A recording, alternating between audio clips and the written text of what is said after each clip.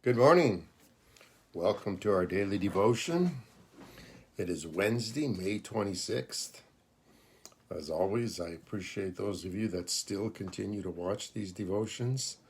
In my mind, just so important to have a daily time with God. Morning, Serena.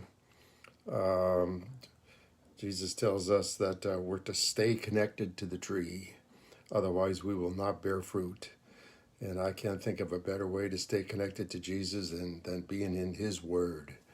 It says the Word, in the beginning was the Word, and the Word was with God, and the Word was God. It's literally God talking to us. Who does not want to hear what God has to say? Good morning, Christina. So we're in Matthew chapter 23. Morning, Grace. I'm going to be reading verses 1 through 7. Jesus talking about scribes and the Pharisees and how hypocritical they were. And he says this now, Then Jesus said to the crowds and to his disciples, the teachers of the law and the Pharisees sit in Moses' seat. So you must obey them and do everything they tell you. But do not do what they do, for they do not practice what they preach. They tie up heavy loads and put them on people's shoulders, but they themselves are not willing to lift a finger to move them. Everything they do is done for people to see. They make their phylacteries wide and their tassels on their garments long.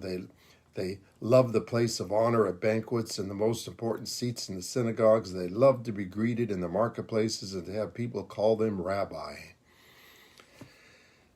Pretty harsh words. And you wait till we get to further down in this chapter. I mean, the whole chapter is literally God, Jesus, just nailing them to the cross, calling them everything you can possibly imagine. Yet it's interesting that even though he is tough on them and calls them hypocrites, he still tells the people that they're still to listen to them, that they still sit on the religious seat and people in the seat of Moses, and they're to do what they tell you to do. Interesting. Why would that be? Because they're still teaching the law. And God wanted his people to obey the law. He wanted them to know the law. And they were still teaching the law. Even though they weren't obeying it, they were still teaching it. And so it was no excuse for the people not to obey it. Just because the leaders were not obeying it was not an excuse that they didn't have to do it. I'm sure many of you see people do certain things, and it's easy to use an excuse. Well, Jimmy did it. You know, how many times do you hear kids say that?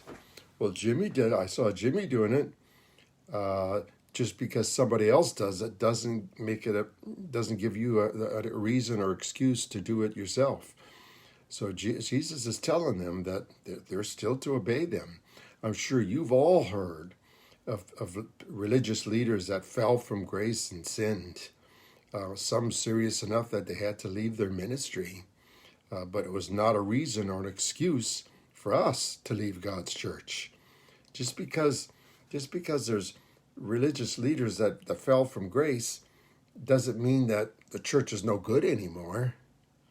It's still the body of Christ. The church is still the body of Christ. So unbelievers use this excuse all the time. Unbelievers always say, I don't go to church because it's full of hypocrites. Good morning, Sandy. Good morning, Lily. And it's true. The church, unfortunately, they're right. The church is full of hypocrites. Sad to say, but it is true. We are all a little bit hypocritical.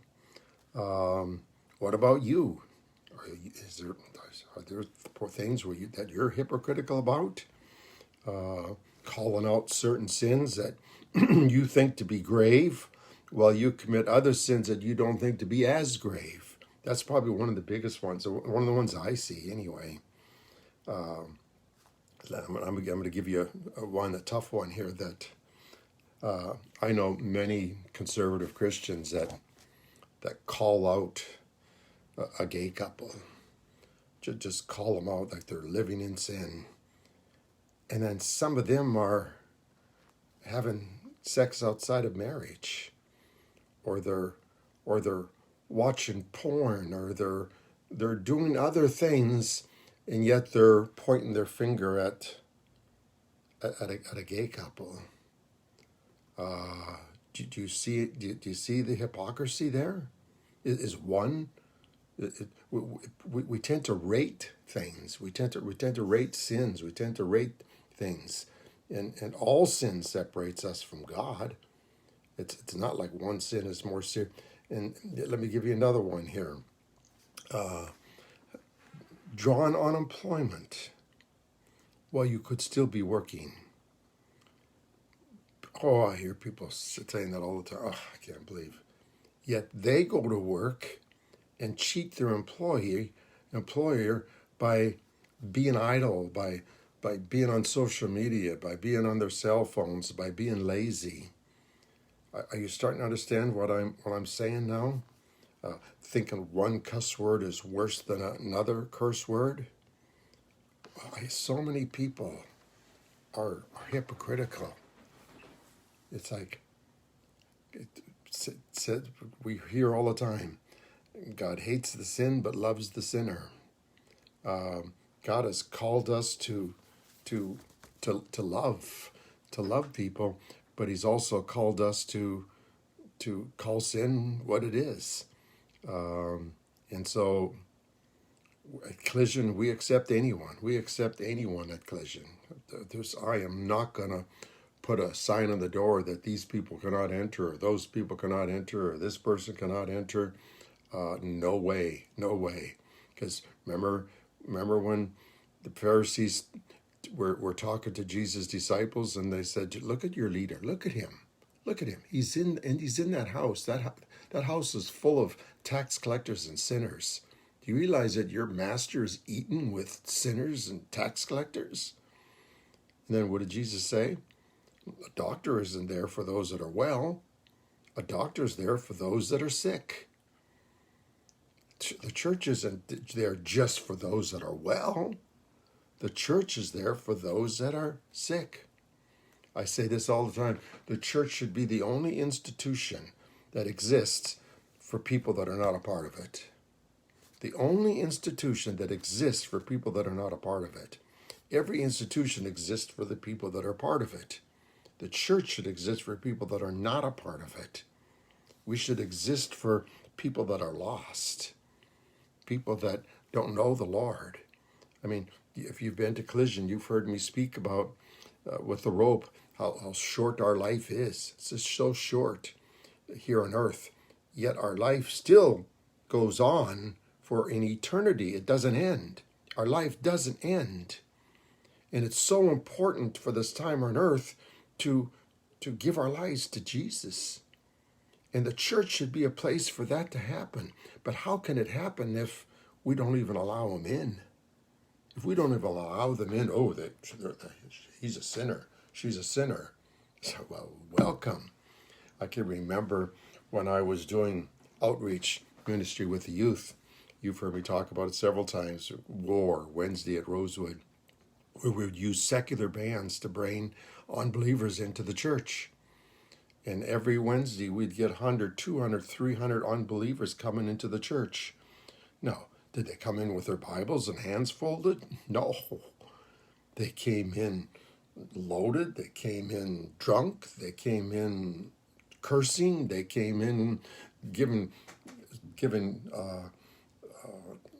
gang signs.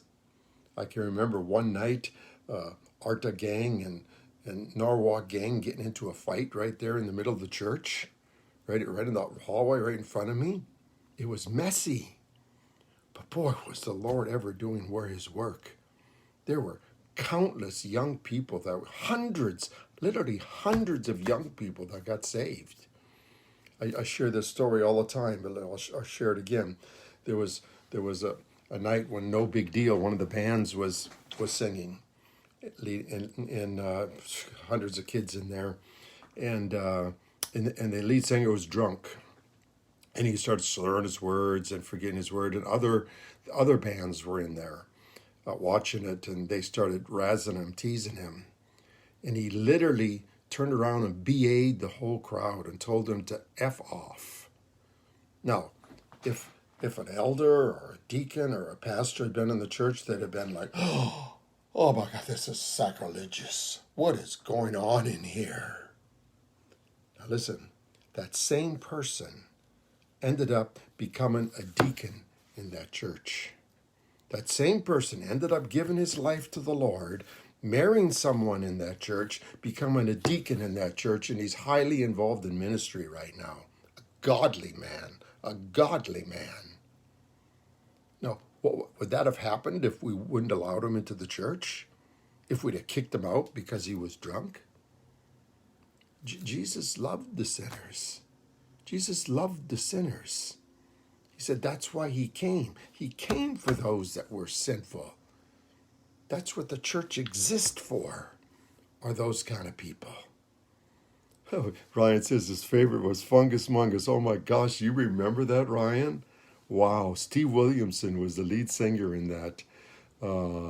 Yeah, there was that, and they were actually a good group if they'd have stayed together. The lead singer Steve Williamson is now in Texas, in Houston, Texas. Got a incredible business that he has there. So yeah, a lot of those people. Jason, boy, you remember that, don't you, Jason? Jason was on the security team there. We had a full security team because there was so much that was going on then. So do you understand now? We cannot. Jesus doesn't want us to be hypocritical. He doesn't want us to be hypocrites. Don't call out one sin, when you're doing another sin. And don't call out a sin that may not even be a sin. Don't just because you have certain views doesn't mean that they're right. Doesn't mean they're right. So at Collision, anyone is welcome in our doors. Anyone. We've had homeless people that have come in there. We've had so many different people that have come in there. And I'm happy to say that probably, a good 70% of the Collision regulars have ended up giving their life to the Lord as a result of being a part of Collision. So make sure you're not a hypocrite, because Jesus was very tough and very stern with hypocrisy. We're gonna get into some of these other verses now in the days ahead, and boy, does he ever call it out? Does he ever call it out? So make sure that you are not a hypocrite. God bless you. Thanks for watching. I hope you can share this with others. Jason, we would love to see you come to Collision. I've sent you a flyer with our address and all that. Would love to have you. If you ever see Rodney, tell Rodney to come here with his wife and his family. We would love to see you guys there. God bless you all. Have a great day. I'll see you tomorrow morning. Remember, crash tonight for middle school and high school, 7 to 8:30 at the same location. God bless you all. Have a great night.